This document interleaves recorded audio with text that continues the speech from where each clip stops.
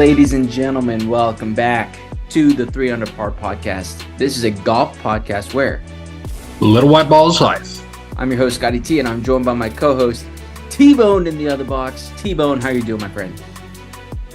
Not too shabby, not too shabby. I guess kind of a quiet golf week.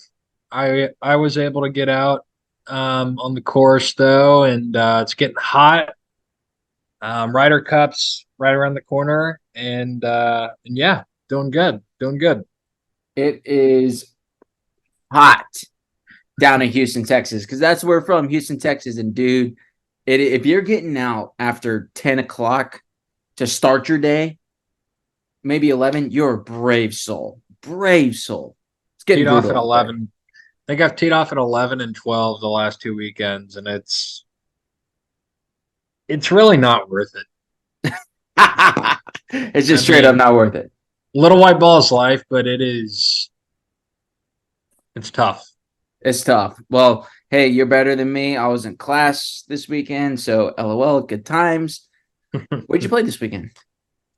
Little Gus Wortham action. Oh, that's right, 11 o'clock. How was it? Yep. It was good. I didn't have the 4 under through 6 start, so a little bit back to reality. Yeah. It was one of those days where it just, you knew nothing special was going to happen, and nothing special did happen. I don't think I made a birdie all day. Just kind of hacked it around. Couldn't sniff a putt. So that's the way she goes. That's what happens. That's golf. Little White Ball is life, though, to your point. So, Gus Wortham, go check out our top 5 public golf courses in Houston on our YouTube channel. So that's why you got to go subscribe to the YouTube channel, as well as subscribe to this podcast. Give us that review, 5 stars, hopefully, on our social media channels too, at 3 Under Par Pod. Hey, T-Bone, this episode is brought to you by Drink a Buddy. Drink a Buddy, man, I got to tell you, I could have used some Drink a Buddy. Look, I got your glove right here. You got my Drinking Buddy. We still got to exchange it, to be honest. So full transparency for the viewership here. But drinkabuddy.com, use promo code 3under, get 10% off your order. And the reason why I could have used it, because we had class on Saturday. We had a few drinks. That's the point of Drinking Buddy. You take your pill with the last drink of the night. It helps you curb that little hangover. It's not the hangover cure, but it's going to help you feel better the next morning to either make class, if you're, in my case, in grad school, or most importantly, make those tea times, because we don't miss tea times here at 3 Under Par Pod. Oh, jeez. Oh, you okay? What the heck was that? Yeah, we're gonna need it's almost like we need smoking buddy. Is that a thing? No, I'm not a chief in the SIGs, but no, I'm not sure what that was. But no, drinking buddy helps you make your tea times, helps you feel better, helps you play better. Absolutely. And also, this podcast is brought to you by Chip Golf Co. Randall was on the podcast a couple weeks ago, so I still need to cut that individually for YouTube, but go check out that episode a couple weeks ago. I mean, look at these fire gloves. This is yours, T-Bone, the Texas Hold'em. Pretty fire gloves. If you use promo code 3UNDERPAR, get 10% off your order as well. So that's CHIPPCO.com, chipgolfco.com. And I got to say, I love the gloves. I really do. I was hyping it up to some classmates. They feel great. They look great. So thank you again to Randall for coming on the pod. Go check out those gloves. Love them. T-Bone, You ready to dive into it this week? Let's get it. All right. Let's lead off with the 3M Open, I would say. And then I'm ready to move on. No, I'm just kidding. After that, look, the 3M Open, it's not necessarily going to get me excited in general. Let's be real. Sorry, I know it's in Minnesota, blah, blah, blah. But Lee Hodges comes away with the win. He's an Alabama guy. I mean, maybe the coolest part was seeing Nick Saban call Lee Hodges after the tournament. But look, we just don't know much about Lee Hodges, but obviously big win, life-changing for these guys, for those first-time tour winners. I don't want to understate the importance of it, because it really is a big deal. It just doesn't get me necessarily excited as a viewer. You know what I'm saying? If that makes sense. 100%. The field's light, but I'll give some credit to the 3M Open with the finishing hole. I love a risk-reward par 5 that's going to cause some drama. Granted, this tournament was, I think he had a 3 or 4 shot lead going into the 18th hole. And we'll get to his playing partner, but how he finished off the tournament in style was pretty awesome. Almost holed out a wedge. Yeah. Just had a little tap in to get his bird and get the W. So that Well, was pretty cool. also, he was wire to wire. I mean, he Yeah. led after Thursday all the way through Sunday. And to your point, there was a little bit of drama there on that 18th hole, par 5. He's playing with JT Poston. And if you're not familiar with JT Poston, he's had his card pretty regularly for the past, I don't know, call it 6 or 7 years. And that's very difficult to do. I mean, we see guys going back and forth between Korn, Ferry, and the PJ Tour, but he has steadily held his card. You might not necessarily know the name. He's won in the past. I forget which one it is, but so it came down to Lee Hodges and JT Poston. And team, I'll let you take him from there on how JT lost the golf tournament and lost himself a lot of money. Yeah. So I'm kind of thinking out loud here, but I don't like how this story is being portrayed or this narrative of how he like blew it and came in second, tied for second. So as Scotty T mentioned, he was 3 back, really didn't have much of a shot going into 18, but he did. I mean, it was going to take a miracle. So he hits his tee shot about a foot, 2 feet from the water, but he is in the hazard. So he decides to go ahead and pull out the 3-wood or hybrid, whatever it was, and go for the green and 2. Ends up hitting a rock, just probably a few feet short. It's an absolute bullet into the green. Hits a rock, bounces up. No one sees where it goes, but it ends up landing on the floatable 3M logo.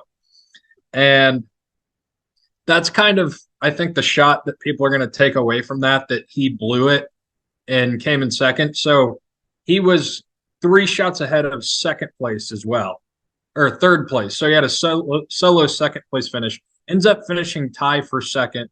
And it cost him like $300,000. But what bothers me is the whole narrative, and even what JT Poston was saying was, yeah, if I'm in that position again, I'll do that every time. Like, I'm going for it. And I get that. No one's knocking him for that. No one's talking about how he just like made a terrible 8, And I feel like he's almost saying like, I go for it, blah, blah, blah. It's like, yeah, you do, but you screwed up the hole. So he drops, He hits 4, and it was like a wedge probably. So he hits wedge, layup, that's 4, on and 5, or just, I didn't see his 5th shot, but he ends up somehow making an 8. Yeah. So it was he went for it, but that's not why he blew the solo second place finish.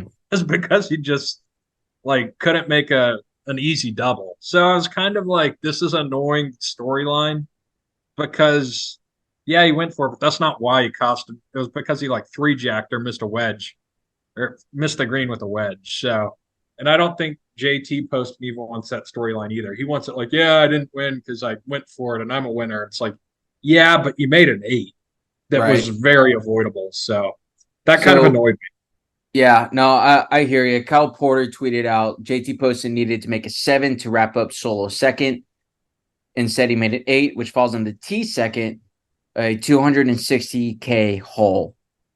Mistake if you it is a mistake to make 8. So JT responded, not out here to finish second, trying to win, would make that decision 10 times out of 10.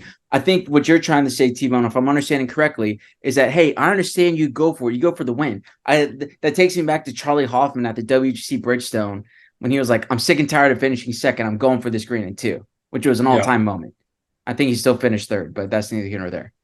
But you can't make a big enough mistake to make 8. Yeah. Right? Like, you go for the green. Even if you hit in the water, you're still dropped. You still made 8. Like, you either 3-putted or duffed a chip or something happened in there. Yeah. If you go for a green and 2, 7 is still easily on the table.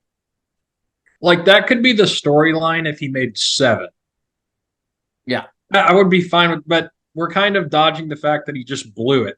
Like, he just totally wasted $260K. Like, Granted, I know golf is hard, but don't make the storyline like, yeah, I made eight because I went for it. No, it's because you missed with a wedge or you three putted. I can't remember what happened, but I thought it Yeah, was a little misleading. I'm trying to find it right here. What happened on 18, shot for shot. 1, 2, 3, 4. Then okay. So he 1, 2. I think he three jacked. Yeah, three jacked. I'll do it. And it Should have was three putted. basically like maybe an 8 iron, 7 iron wedge in, something like that. Yeah. So he hit in the water, dropped, and then laid up, then hit on the green and three putted. Yeah. Like I don't necessarily blame you for going to the green, but No, not at all. you can't make that. You got to turn that triple to a double, which Yeah. is easy for those guys. Yeah. Should be at least. But Yeah. that just shows everybody's human and golf is hard. No matter what level you are, golf is hard. Hey, it was also kind of good to see Billy Horschel really under par, considering the struggles that he was having just a few weeks ago, saying he's been so lost. I enjoyed seeing his name up on the near the top of the Struggles. leaderboard. A grown man was crying. He Yeah, had tears it on was. live And TV. he was being vulnerable, T-Bone. Yeah. Come on. Fair enough. Fair enough. Show some No, I respect empathy it. for the man. Oh, I'm sure I've cried on the golf course before. There's no doubt about it. But T-Bone, there's one other point I want to bring up here for the 3M Open. So this is the last week of the PGA Tour regular season. The Wyndham Championship is this weekend. T-Bone, is Justin Thomas going to make the playoff? He missed the cut again on this week. He tried to make a run on that back nine on Friday to get him within the number, but he missed the cut. At this point in time, JT is not going to make the PGA Tour playoff. Forget the Ryder Cup discussion. Let's table that for a sec. He's not even going to be in the top 70 of PGA Tour FedEx Cup points rankings.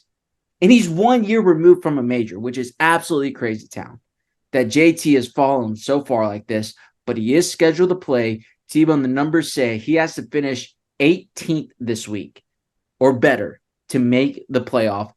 Does JT get it done and make the playoffs? What's the tourney this week? The Wyndham Championship. I mean,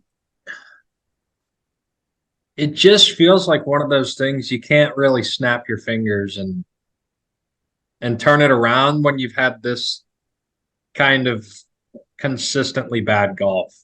So I the mean, Wyndham he should, Championship was the tournament that he got the exemption on when he was in high school. So this was the very first PGA Tour tournament event that he ever played.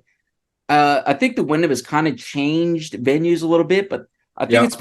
it's found a home. It's at Sedgefield Country Club in North Carolina. I believe it's in North Carolina. Yeah, Greensboro, North Carolina. So he does have a lot of history there. That's all I'm saying. He does have a lot of history. You never would have thought this would happen, but it's almost like he needs to have a talk with his buddies, Spieth and Ricky. And I want to say we've tied their poor play back in the day to Yeah. getting married.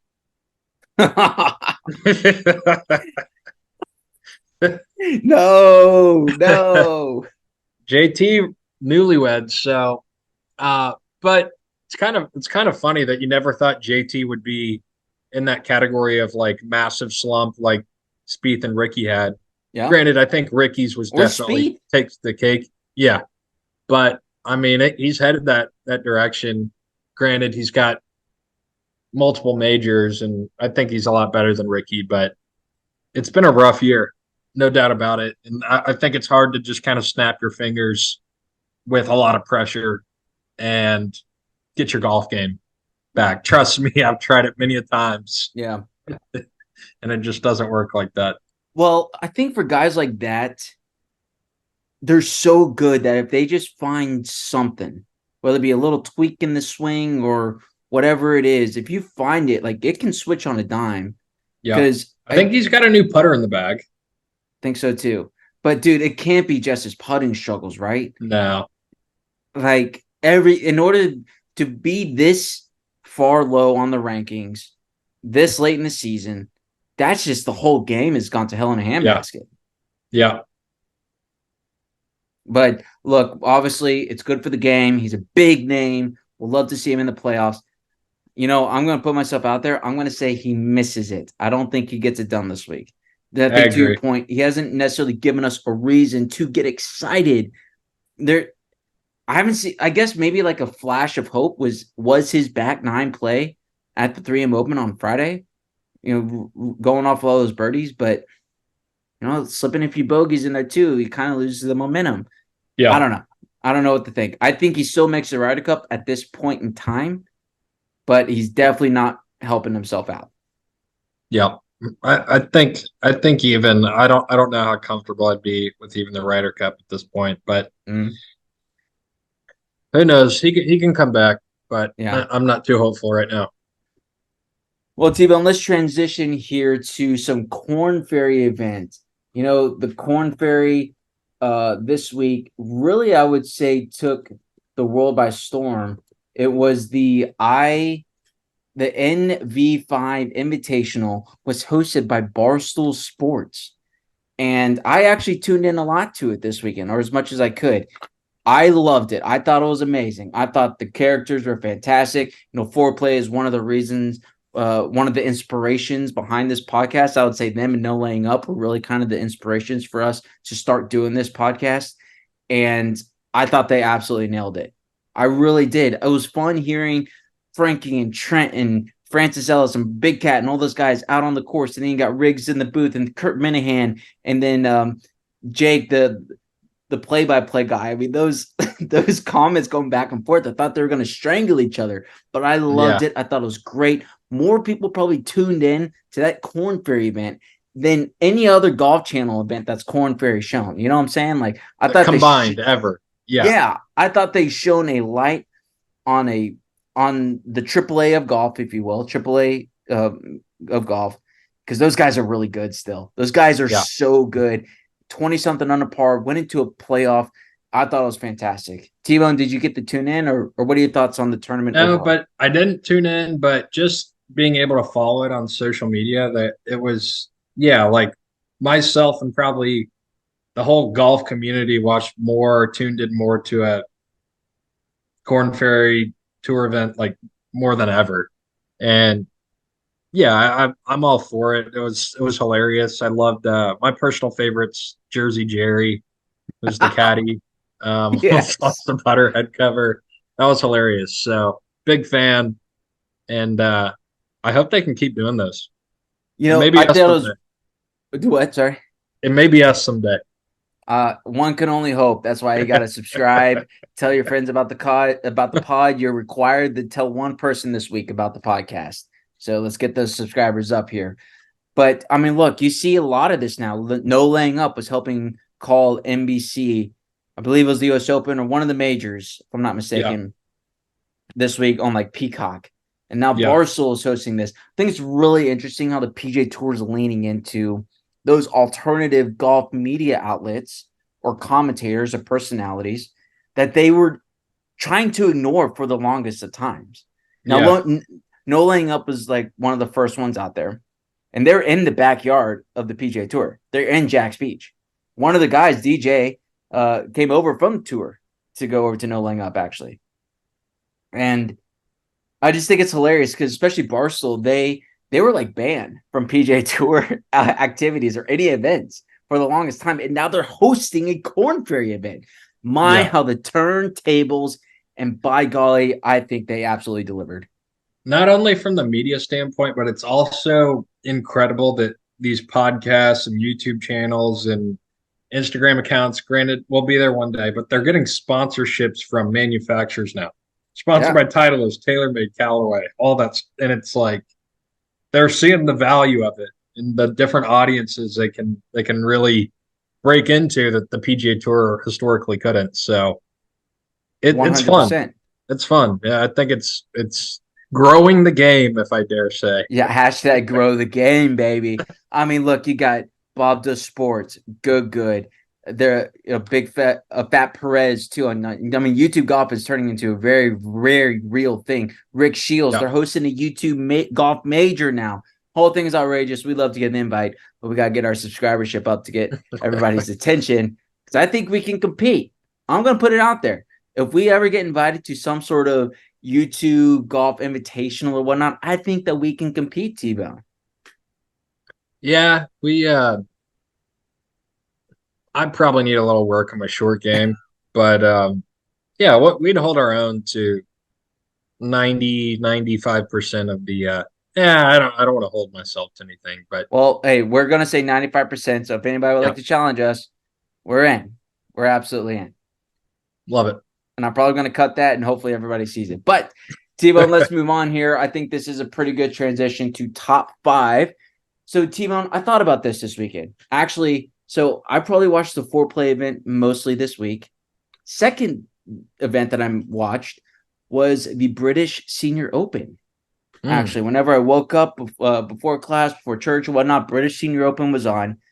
Absolute carnage. I mean, it was an absolute shit show out there because the weather was terrible. I'm looking it up right now. Alex Cheka won, and it was in a playoff against Padraig Harrington, and 5 over par 1. Wow. I didn't know that. It was absolutely brutal. Rain, wind, you name it. Not this crap that happened with Brian Harmon when he shoots like 15 under. So Yeah. Alex Cheka won at +5. VJ Singh was in the mix again. Padraig Harrington, Bernhard Langer, all the guys. Yeah. So first off, I love seeing those conditions, especially in a British Open. It's amazing. I live for it because we don't get that here in the States, especially in Houston, unless it floods, and then that's a whole different thing. So that inspired me, Tebow, because I'm seeing these guys, the senior champions. What are or who are the top 5 golfers from the Tiger era? Because I feel like all these guys who are on the senior tour, a lot, because Tiger's 45 years old now. A lot of them are playing on the Champions Tour. So during his stretch, just call Tiger's stretch from his first win in 97 all the way to, I don't know, do you want to call it 2014, 15? If you want to say 19, that's fine. But like all those guys are now up on senior tour. So like who are the top 5 best golfers from the Tiger era? I think we got to solidify. It's tricky because what's the era? Fair. Because he won the Masters in, was it 18 or 19? 19. But all the people he's competing against in 19, they're not on the senior tour. Like for example, would you consider Jordan Spieth in the Tiger era? I mean, I would say no. So Tiger won, didn't he win he won the FedEx Cup in 2018. He did. Masters No. He won the Tour Championship. He finished second in the FedEx Cup because Justin Rose won, actually. Gotcha. Yep. So do we want to do top 5? I would say, because really the Tiger era was probably in that 2000s, 2000 to 2010 or 2011. Okay. Like that's when Tiger was at his peak, in his prime. Nobody was taking him down unless it was Y.E. Yang and the 09 PGA. Like that was it. Okay, so we're going to do 97 to 08, 09, 2010. Yes, I would say. Okay. Like, there's that famous highlight of Tiger chipping in at the Memorial. He was actually playing with Ricky Fowler. I think that was 2019. That's when Ricky Fowler was a young gun. That's kind of in my mind the line that I'm drawing. Gotcha. That works. Yeah, he spans over 2 generations worth of golfers. Yeah. So okay, I like it. That makes sense. Yep. And if you have a problem with that, comment below. We love to hear from you on who your top 5 golfers are of the quote unquote Tiger era that we just established. So we're not throwing out JT, Jordan. If you want to throw in Ricky Fowler, I'll let it slide, but nobody younger than that. Yep. Okay. T-Bone, who's going first? I think it's my turn. I think it is your turn. All right. Number 1 golfer from the Tiger era, I got to go Phil Mickelson. I mean, look, he has 6 major championships. The Tiger versus Phil, back and forth. I think Phil's probably a clear, obvious number 1 from that era based off wins and major champions. So there was a clip that I sent you on Instagram, actually. Brooks and Phil were kind of going back and forth, maybe a little golf gossipy here. But I didn't realize Phil Mickelson never reached number 1 in the world.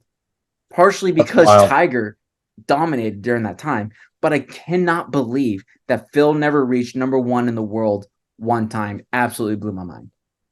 That's a ridiculous stat. Yeah. Um, yeah, I think Phil's got to be number one here. There, Phil had his handful of upsets, but fully dominated. Terrible timing to be a golfer, but yeah, Phil's got to be one. Yep. All right, I'll take number one on my list. I'm gonna go VJ Singh. Mm-hmm. I think VJ was able to be consistently number one, proven major winner, and I think the only golfer that outworked Tiger, people said. So Yeah. absolutely grinded and was able to get his fair share of battles in too against Tiger. So I VJ mean, number look, one. he won the Masters during his time. He overtook Tiger as number one in the world for the first time in like years. So yeah, VJ, I think is definitely worth number one. And I tell you, he is still there at TPC Sawgrass beating balls every single day. Absolutely outrageous. Number two for me, T-Bone, I'm gonna go the Big Easy Ernie Els. The big smooth, big easy. How many majors would have won if Tiger wasn't standing in his way? Really, we could have said Yeah, that about a bunch of these guys, but I yeah. think Ernie still ended up with three, if I'm not mistaken. So still got his fair share of majors. He's one of the best. So I think Ernie goes at number three for me, Okay. or in my second round. All right. Um. Oh, I gotta get this is easy. Number two. I'm. This would have been a colossal miss. David Duval. Mm, okay. David Duval was an assassin. It was a quick burn. Didn't quite last as long as he would have hoped. But I mean, the guy was an assassin. Had the Oakley M frames on, breaking 60 from time to time. I think he has two majors, and again was also number one in the world during the Tiger era. So he was awesome. If I'm not mistaken, I think he only has one major. I think he won the British Open. Is that it? And he did win a players though. So you're right. He did win two majors. My apologies. Take it. Yes. Man. All right. Here's where it might get a little dicey. And I'm gonna roll with it here. Well, no, I don't know if I want to do that or not. I'm not gonna be that guy. I'm gonna go with a different person here that you might not be expecting. I'm gonna go Retief Goosen. Retief Goosen, man, he was a absolute U.S. Open killer there. The South African won a U.S. Open at Southern Hills, and then again at Wingfoot, if I'm not mistaken. He's the one who took down Phil Mickelson, a severely underrated golfer. Retief was always in the mix, especially in big time moments. I'm gonna put him as number three. Okay. Doing a quick. I think he's got my favorite swing of all time.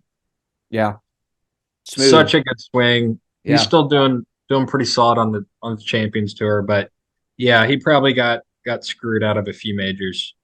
yeah. Um, all right, I'm having trouble figuring out how many majors this guy won, but I think this guy had the bulldog mentality more than anyone, and I think he blew some leads, but he just felt like he was in control, not afraid of Tiger. Chris DeMarco. Woo, man, really? Chris DeMarco won zero majors, my friend. Did he really? Zero majors. And that's a tough look. That's But tough. For number three? I've got a soft spot for him because basically the Godfather, the Claw Father, as we call him around here. So Yes. that's very popular for us 300 folks. Yeah, I'm not gonna lie, the I guess the first half or the first three-fourths of the Tiger era got me thinking on my feet a little bit, and I'm not too sure how that one's gonna resonate with the listeners. Chris DeMarco. I was not expecting to hear Chris DeMarco. Yep. Okay. Yeah, I mean, look, he was in the mix. He was the one who took down or was with he was with Phil in 2004 when Phil won, and he was with Tiger in the last group in '05 when he won. So look, he was really close to winning a couple of green jackets there. I'll definitely give you that. I guess in my list, T-Bone, I'm really looking after major championship winners. So I'm gonna go Padraig Harrington. Padraig That's Harrington, great. The sneakiest multiple major winner of all time. unbelievable. I mean, how Yeah. many? He won, I think, 3 majors. He won 2 British Opens and a PGA. That's really good. That's how many Yeah. majors Jordan Spieth has. Yeah. No, that's great. No, I always forget he has that many majors. And the fact that he's sitting in number 4 for me, I'm pretty happy to get Padraig in the Yep. fourth round here. No, that's solid. All right, I'm gonna go with for number 4, my long lost father. I wish I would have picked him at 3, but Davis Love the third. Great pick. PGA champion, players champion, number 1 in the world, I believe, as well. So those are um, three pretty good check marks right there for going head to head with Tiger during the era. Definitely. So DL3. DL3. It's a great pick, man. Great pick. Smooth golfer, great ambassador for the game, too. Very well liked. Oh, man. I really kind of want to pull the trigger on this just more for a rivalry's sake. So I think I'm going to do it. I'm going to go Sergio Garcia. Oh, okay. I thought you were gonna go way off the tracks. No, I like it. No, yeah, I'm going to go Sergio, man. Those early Tiger versus Sergio matchups were just fun. They didn't really like each other all that much. Just Sergio's ball striking, the crispness was so good. He didn't necessarily maybe win as much. I mean, he won a lot, but not until his majors. He was always in the mix at majors, though. It's just he never got it done Yeah, until his Masters in 2017. So a little bit later, outside of the Tiger era that we established, when he finally won. But during yeah, those 2000s, he was all over the place. yeah. I think that's a good pick. Yeah, I think on not on paper was the biggest rivalry, but definitely there was some tension there throughout the years. Yeah. I mean, he did win a And major. He did win the players, though, during that time. yeah, I'll probably go with a golfer who had a like exact resume is Sergio. Adam Scott. Yep. Players, the British Open he won, or sorry, no, Masters was probably in the era. Masters. Yep.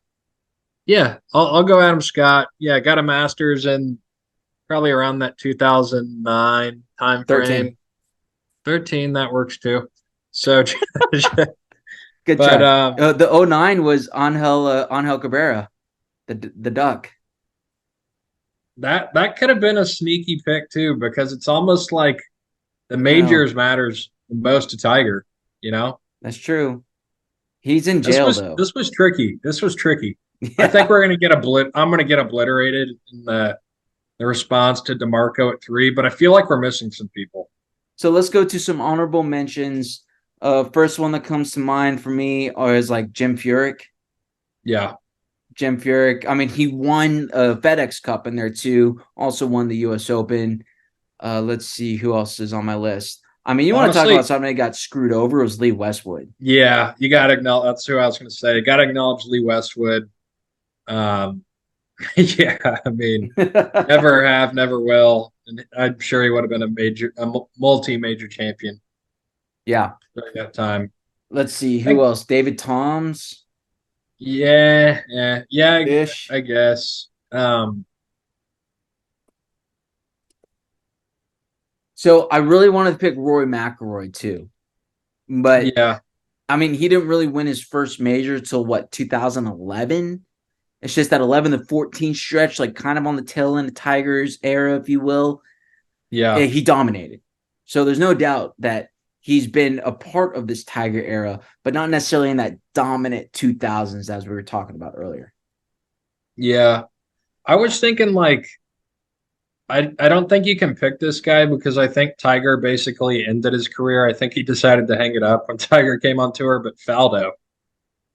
but I think he was pretty much done. I think he was like, oh, Tiger's here, I'm good. Yeah. Yeah. I mean, let's think about that for a sec. Nick Faldo won the Masters in 96. And then after Tiger beat him in 97, yeah, like what did he do after that? That guy had the most like premature retirement, in my opinion. I feel Yeah. like he had so much golf left, and I feel like he just hung it up after Tiger came on Why tour. is that, you think? I don't know. Very strange. Yeah. Let's see. Is Mike Weir. Fred Couples maybe a little old, but I think you put Freddie on the list for sure. Yeah. Let's see. Angel Cabrera, to your point, definitely. I think he deserves to be on that list. If you want to put in Justin Leonard as well, I think Justin Leonard might have won one or two more majors during that time period. Maybe. I mean, he definitely had the game. Yeah. Hal Sutton, Marco He's Mira. right club today. Yeah. Interesting. Let's see. I'm going through this list here. Darren Clark. You want to think outside the box. Colin Montgomery. Colin Montgomery. Dude. Could you I didn't want to get too cheeky with this, but you could even say like Annika Sorenstam. Because she was basically the equivalent, not nearly as good as Tiger, but same era, dominated. Yeah. I wish I would have put her on my list just to be different, but no. I got one more for you. Go ahead. One more. Jose Maria Othabel. 2 Masters? 2 Masters. Wow. Yeah. Man. I think they were spaced out. I think his first one was like in 94, but his second one was like in 2002. Yeah. Or 99.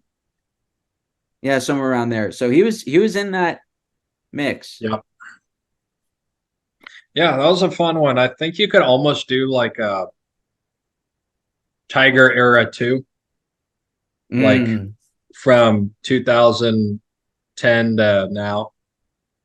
I think the Tiger era is over, unfortunately, but he was still around, and no one's really dominated like he did. So just to kind of compare who's been the most dominant since then, that might be fun for next week. Yeah.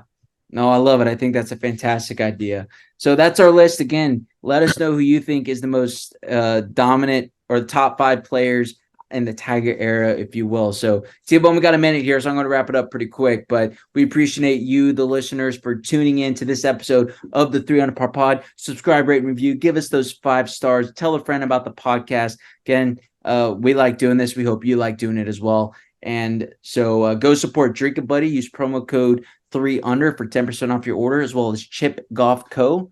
CHIPP golfco.com. Promo code 3Under Par Pod for 10% off your order as well. Go check out Waterloo Turf. I had a friend actually asked me about Waterloo Turf this week, so go call Lance. Tell him that 3 Under Par Pod sent you. T-Bone, tell us about Paisley House.